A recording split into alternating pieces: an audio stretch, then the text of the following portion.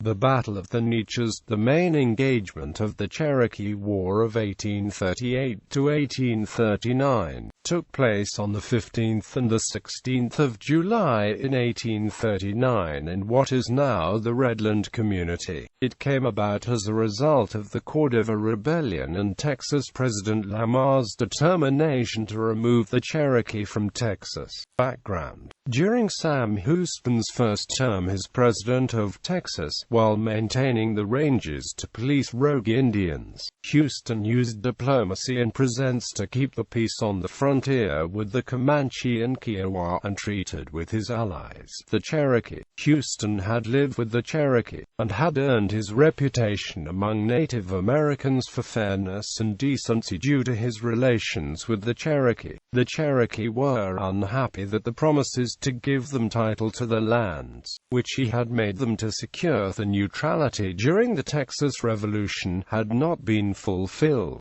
Houston negotiated a settlement with them in February 1836, though he was unable to get the legislature to ratify the portion of the treaty confirming the Cherokee's land titles. This was neither the first nor last time the legislature refused to ratify agreements Houston made with the Indians. In 1838, word arrived from several sources that Mexico was seeking an arrangement with the Cherokee which would give them title to the land in exchange for assistance in joining a war of extermination against the Texians. Nacogdochians looking for a stolen horse found a camp of around 100 armed Tejanos. Rather than allow the local militia to act, Houston prohibited both sides from assembly or carrying of weapons. Local alcalde Vicente Córdova and 18 other leaders of the revolt issued a proclamation with a number of demands to be met before their surrender. After being joined by around 300 Indian warriors, they moved towards the Cherokee settlements.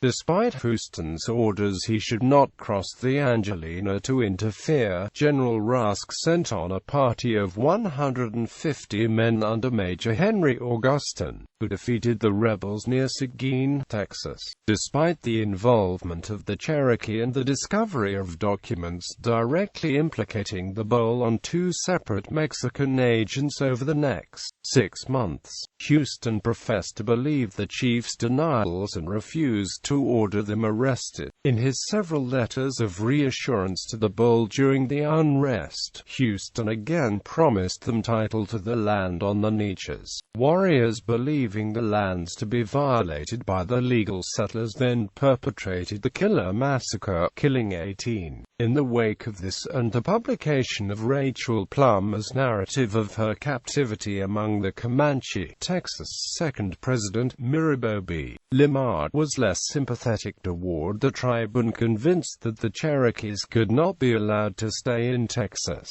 stating that the white man and the red man cannot dwell in harmony together, as nature forbids it. Lamar's instructed his subordinates to communicate to Cherokees that unless they consent at once to receive a fair compensation for their improvements and other property, and remove out of this country, nothing short of the entire destruction of all they possess, and the extermination of the tribe will appease the indignation of the white people against them. Should the Cherokee refuse compensation for the removal and resist, Lamar ordered was to push a rigorous war against them, pursuing them to the hiding places without mitigation or compassion, until they shall be made to feel that flight from our borders without hope of return is preferable to the scourges of war. The removal of the Cherokee was one of the first acts of his presidency.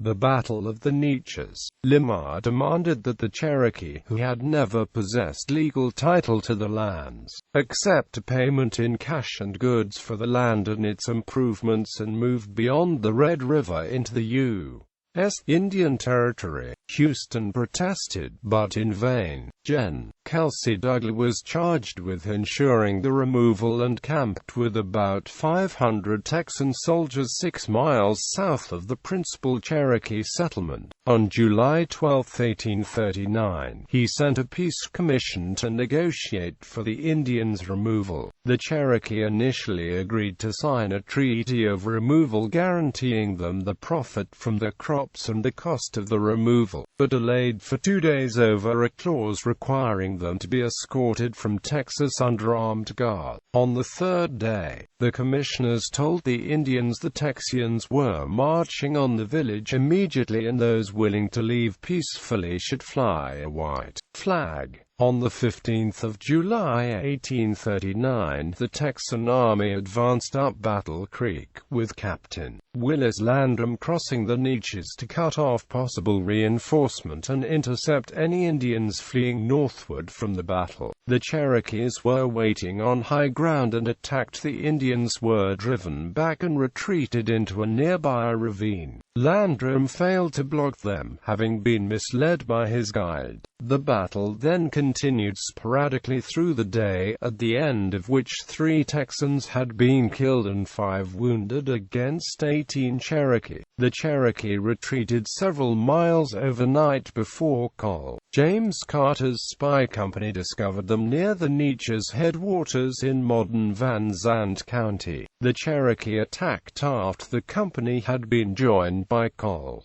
Edward Burleson's company and Gen. Rusk soon joined them on the left. The Texians charged the Indian position across open terrain, then pursued the retreat into the Neches bottom. The Texian losses were 2 killed and 27 wounded to an estimated 100 dead Cherokee and Delaware. Among the Texian injured were Serving Vice President David G. Burnett and Secretary of War Albert Sidney Johnston, both cited in the commander's report for active exertions on the field, and having behaved in such a manner as reflects great credit upon themselves. Gen. Hugh McLeod and Marge David Kaufman were also wounded, and John Reagan was also a participant. The bull was shot from his horse still carrying a sword given to him by Sam Houston. McLeod later presented his hat as a gift to Houston. After the battle, the Cherokee made one last attempt to reach Mexico by skirting the north of the Texian settlements, before being removed to Indian Territory, modern Oklahoma.